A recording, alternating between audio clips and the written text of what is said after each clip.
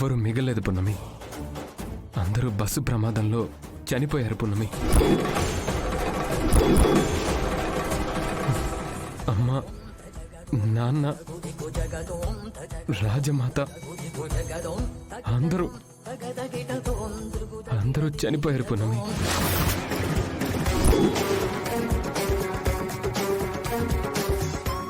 Vakeel Saab, doctor గారు, పోలీసులు అందరూ ఎవరు బతికుండరని చెప్తున్నా. నా వాళ్ళకి ఏం కాదు, అందరూ నా కోసం ఎదురు చూస్తుంటారని ముందుగా వాదించాను.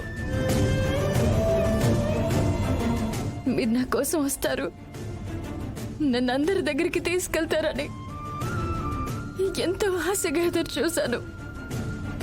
కానీ కానీ అత్తయ్య గారికి నా మీద కోపం తగ్గింది. ఇక నుండి ఆమెని మంచి చేసుకుని మనసు మార్చాలి, పున్నమి నా కోడలని ఆవిడ గర్వంగా చెప్పుకునేలా చేయాలని ఏవేవో ఊహించాను, ఏదేదో ఆశపడ్డాను. కానీ కానీ ఏవి నెరవేరలేవా వకీల్ సాబ్.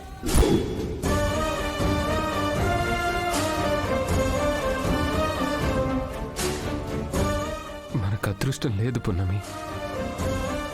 సమస్యలు తీరిపోయే దారి ఆ దేవుడు చావుతో చూపించాడు.